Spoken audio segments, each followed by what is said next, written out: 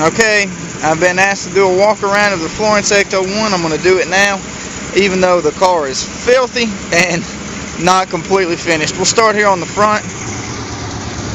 Start on the tag I got from GameStop back October a couple years ago when the game was supposed to originally release. Move on around to the side here. Cameras don't seem to do this a whole lot of justice. That line is not as bad as it appears on the car. We'll move on. Real quick, hit the tent. The tent was done by me. Can't see a whole lot because the windows are actually somewhat reflective. Move on down to this blue hose because I've been asked about this specifically. The hose is attached to a sheet metal plate. The sheet metal plate has two 90-degree PVC bends coming off of it. The hose is looped over. The bends are attached to the sheet metal with rivets right there, and the sheet metal is attached to the car with screws. Before we get to the roof rack, I'm going to go on around. The antenna and the mounts were purchased at Radio Shack. One of the most expensive things I actually had to buy for the car. The red was an issue early on. Couldn't decide if I wanted to go further down the side of the car or not. I think I got it right though. Moving around to the back, of course I have the vanity tag. I'm going to go ahead and open this up and show you what the rear hatch looks like. I have removed the chrome casket rollers in the back. They can be reattached at any time, so it's not an issue. But I've replaced them with this black mat. There were some chrome pieces that I could not get out without ripping up the car. I had to cover up with black duct tape. So it doesn't look fantastic, but I think it looks more rugged and more like a work vehicle now. Here is the pack rack that I made. It does come out and rolls out, but it doesn't come out halfway like the films, which is a pain in the ass, but it is what it is. I do only have one proton pack, but I made 4 of these just in case. You never know. The pack does sit on here. It sits down in this little groove.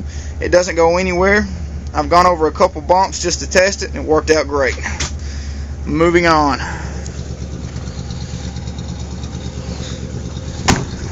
Again, back to this red.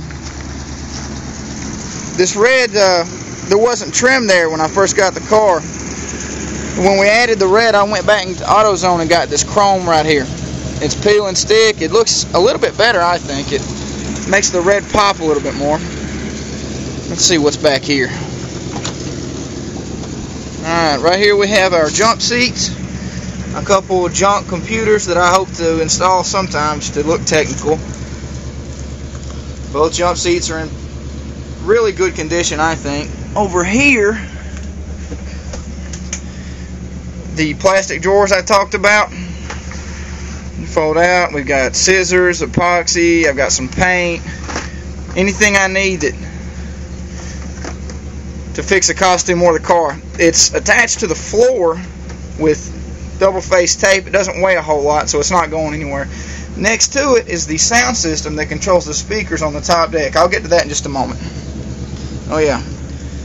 Up here in this upper hatch, I've added a couple magnets just for fun. They actually do have a function as well. They cover up a couple rust spots that I was too lazy to deal with. Interesting story, when I first got the car, there was a body bag up there.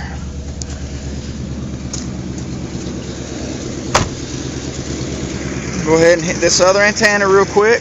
Also a Radio Shack item. I'll take you guys around and show you how everything is operated on the car. Lead driver's seat. Okay, another air freshener, purely aesthetic value. These are the switches that came factory on the car. Roof light, siren, dome, and heat. Dome is the interior light. Heat has no function because the heater core on the car does not work. The siren used to be used to switch on the foot pedal that controlled the chrome siren on top. Roof lights I have rewired to control the flashing wigwag lights. Go ahead and switch that on now. Now, down here, I have 5 different toggle switches to control 5 different functions on my blue lights. One is the outer rotors on the rear bar, the wigwags on the rear bar, the outer rotors on the front bar, the inner rotors on the front bar, and the wigwags on the front bar. And I also have an additional black switch right here which controls the strobe light on the front, the orange strobe. We'll show you that in just a second. We'll go ahead and flip these all on. Also down here I have, this came with the car, PA system operated by this handset. Recently got that fixed and it works great now. This other radio was, I guess, to make the car look old. It goes to this orange and white handset down here. It does not work. A scanner that was also in the car. It works, I just don't have a speaker going to it, and I probably never will because I don't need it. This down here, though, I don't know if you guys have ever seen a unit like this. It has the modern sounding siren to go with the PA system. I'm going to turn that off. And moving on, I'll give you a quick look at the lights on top. You can see the corners wig-wagging, the rotators and the siren. Excuse me, not the siren, the strobe. Everything is in order. We'll move on around to the back. The back bar was the one that was painted. And while it doesn't show as well as the front one, I don't think it's very obvious. I mean, you can see the wig-wags flashing through it right now and the outer rotators. I would love to have had the inner rotators working on the rear light, but they were shot when I got it, and I'm not an electrician.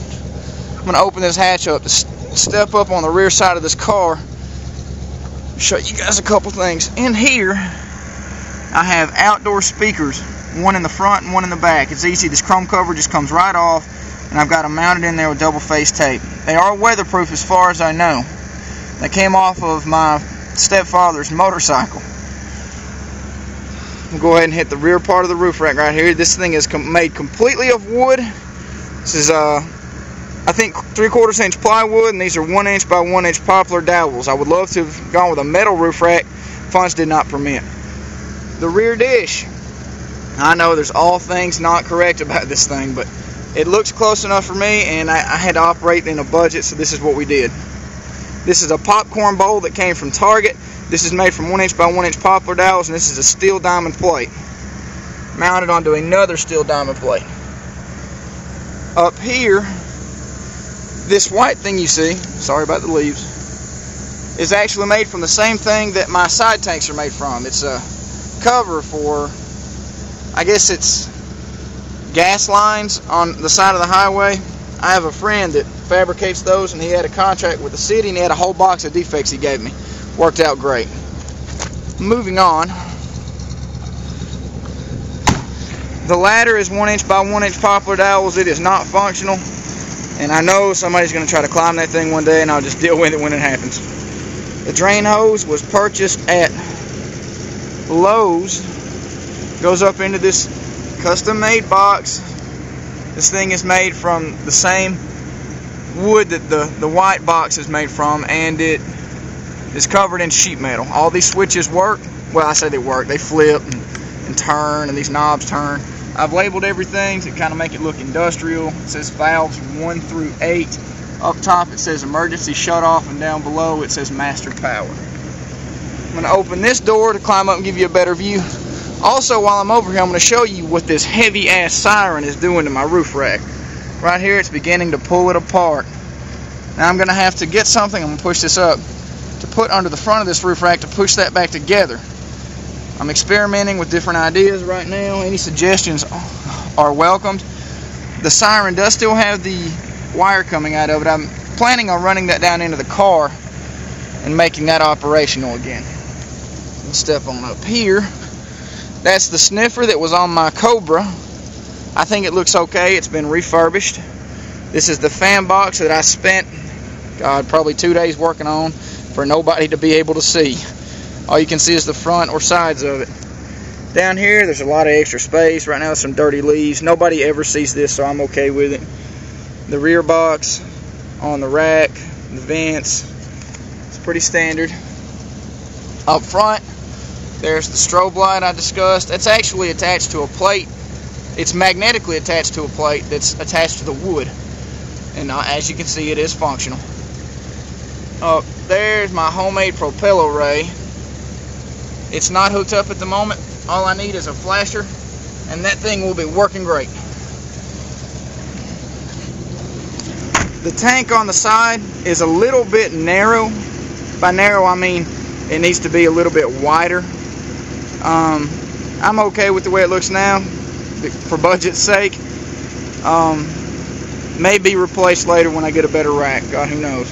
I'm going to look under the roof rack right here. I don't know if you can see that real well, but there's a black cable that goes from the front light and from the rear light up there down into two holes that were already made in the car. It's sealed with silicone.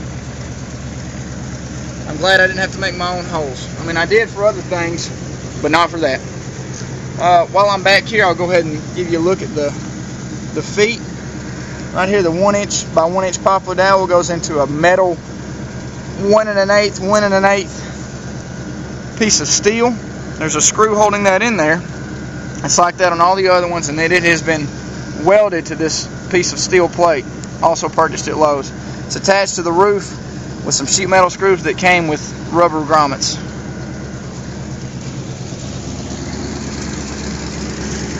On the wigwags, I got these on Amazon for $9 a piece.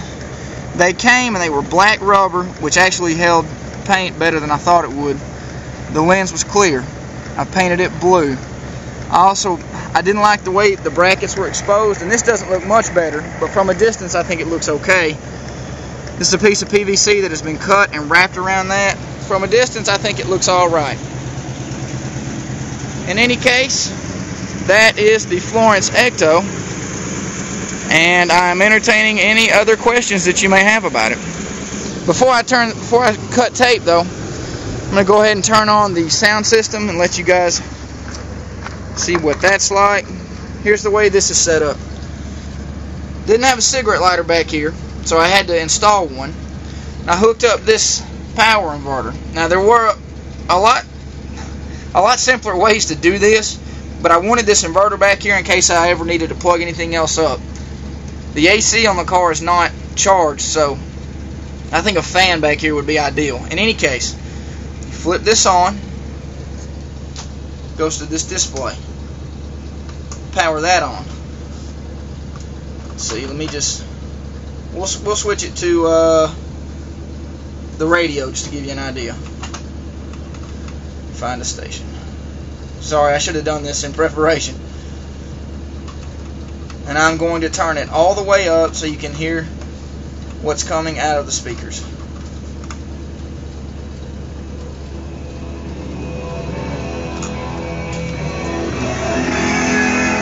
It's going down. That's just the radio. The original. Star 94.9.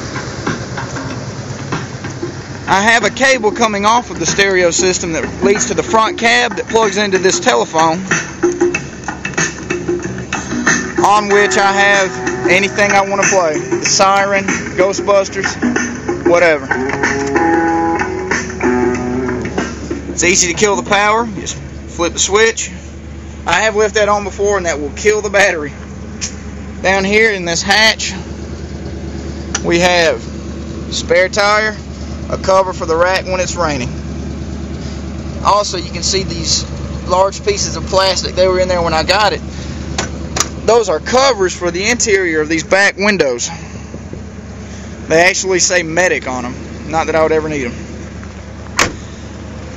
Hopefully, one day I'll be able to afford white wall tires for this thing, but I don't see it happening anytime soon. Once again, any questions, I will be glad to answer. Thanks again.